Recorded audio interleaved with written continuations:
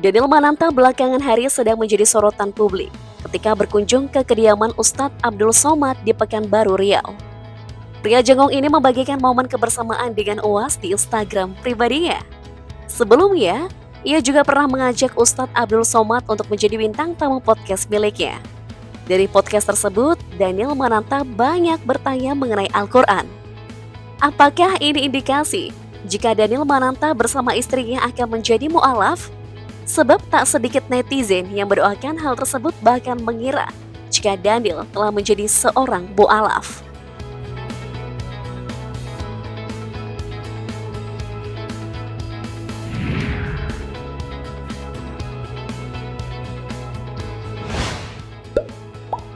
Daniel Mananta dikenal sebagai seorang pembawa acara atau presenter yang mengawali karirnya lewat program MTV Indonesia.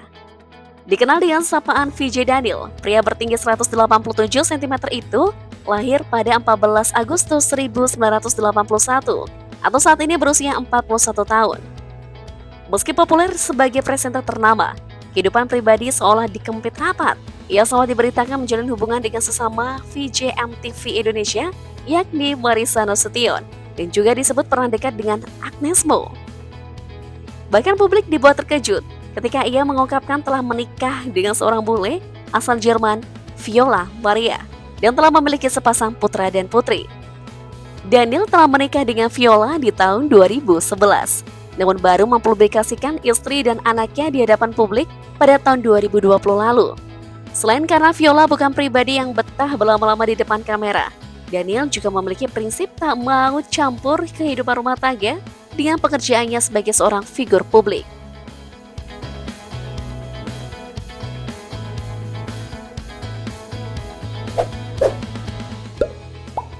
Menganut agama Kristen Katolik, aktivitas dan kecenderungan Daniel bersama sang istri belakangan menyedot perhatian publik karena ia rajin mengikuti kajian keislaman.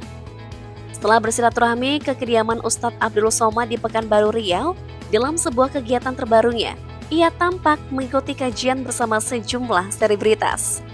Mantan FG MTV ini ikut kajian Quran Week yang dipandu oleh pembicara asal Amerika Serikat, Doman Alikan. Hal ini terlihat dari unggahan Instagram Adrian Maulana. Adrian Maulana menyertakan foto dengan Daniel Mananta, Ferdy Hassan, Arie Untung, dan Doni Arnaldi di sela kajian yang mereka ikuti. Bisa ditebak, postingan Adrian Maulana ini langsung banjir beragam respon. Para netizen menyoroti kehadiran Daniel Mananta. Komentar warganet didominasi dengan harapan agar presenter berdarah Tionghoa itu menjadi mu'alaf.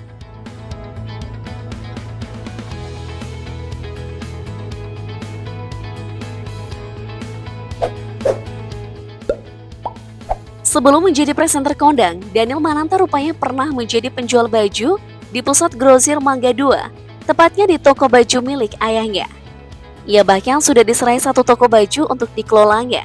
Namun Daniel merasa profesi berdagang tak cocok untuknya. Ia pun rehat dan kuliah di Perth, Australia. Kemudian pada tahun 2003, Daniel mengikuti MTV VJ-Han dan keluar sebagai pemenang. Sejak menjadi pemenang MTV VJ-Han, karir Daniel Mananta perlahan bersinar. Daniel sering mendapatkan tawaran untuk menjadi host di berbagai acara. Pada 2006 misalnya, Daniel resmi menjadi host Indonesian Idol musim ketiga dan terus ia bawakan hingga 2019. Di tahun itu juga ia mulai merambah karir akting lewat sinetron I Love You Boss. Namun begitu, ia tetap concern menjadi presenter acara bergengsi. Dari skala nasional, kiprahnya juga merambah dengan memandu sejumlah event internasional seperti Miss World 2013, Mister Indonesia 2013, dan Football Crazy on Fox Sport TV. Berkat dedikasinya sebagai presenter andal, Daniel pun mendapatkan penghargaan The Best Presenter in Music pada ajang Panasonic Award 2007. Setelah itu, Daniel mempertahankan gelar tersebut 3 tahun berturut-turut. Pada tahun 2013, Daniel juga mendapatkan penghargaan sebagai The Best Talent Show Presenter. Selain menjadi presenter, pada tahun 2014, Daniel juga dipercaya untuk mengisi suara animasi karakter Gru di film Despicable Me 2 versi bahasa Indonesia, hingga special guest pada Asia Next Top Model musim ketiga 2015. Setelah hengkang dari Indonesian Idol pada 2019, kini Daniel Mananta aktif menjadi YouTuber dan mempunyai podcast yang bernama Daniel Tetangga Kamu.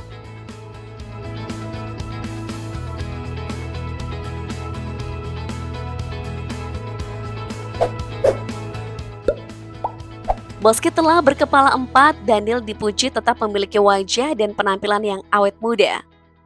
Salah satu kuncinya adalah karena ia rutin dan doyan berolahraga terutama lari.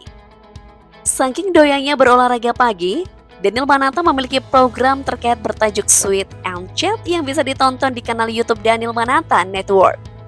Dalam program ini, presenter musik itu mengajak rekan artis yang hadir sebagai bintang tamu lari pagi bareng sembari membahas beragam topik. Upaya hidup sehat bagi Daniel dan keluarga memang sudah sejak lama ia terapkan sehari-hari, terutama saat pandemi melanda. Selain rajin berolahraga, ia juga rutin mengkonsumsi buah-buahan dan sayuran secara berimbang, juga melek teknologi dengan menggunakan aplikasi gaya hidup sehat. Tak hanya menerapkan pola hidup sehat selama pandemi, Daniel juga lebih ketat lagi menerapkan pentingnya gaya hidup hemat dan memiliki tabungan. Ia misalnya tak latah harus memiliki dan mengoleksi barang branded berharga selangit, tak gengsi memakai barang endorsement, tak tergoda ganti ponsel terbaru, hingga menyisihkan 80% penghasilannya untuk ditabung, dan hanya menggunakan 20% pendapatan untuk kebutuhan sehari-hari.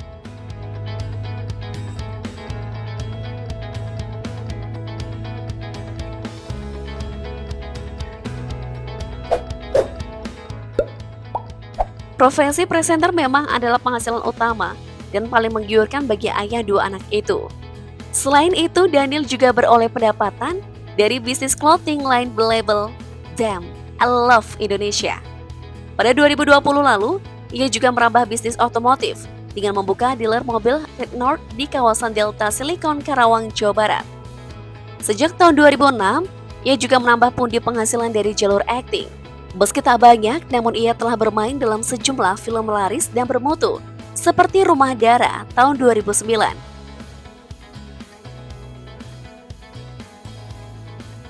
Killers 2014, A Man Called Ahok 2018, hingga Susi Susanti Love All 2019.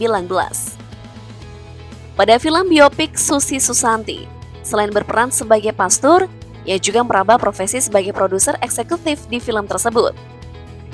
Kini Daniel juga mengasuh siniar Daniel Tetangga Kita di channel YouTube-nya.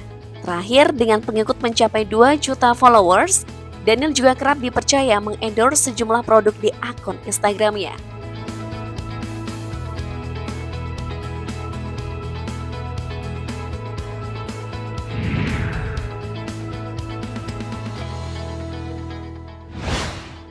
Meski termasuk tajir melintir, namun Daniel yang tidak termasuk dalam tipe artis yang doyan pamer, sejauh ini paling sering memperlihatkan kendaraan yang rutin dipakainya, yakni Toyota Alphard Velfire berkelir putih, yang sempat ia modifikasi dengan nuansa batik. Kendaraan pabrikan Jepang tersebut dibeli VJ Daniel pada tahun 2011 lalu, seharga 800 juta rupiah. Ini merupakan mobil favoritnya dan mendampinginya beraktivitas.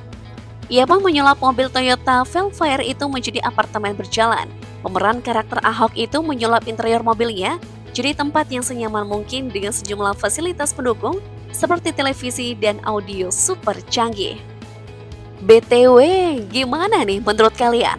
Apakah getolnya VJ Daniel ikut kajian keislaman karena memang ingin menjadi mu'alaf? Atau Daniel tengah mempelajari Islam terkait sebuah proyek film? Mana yang benar nih guys?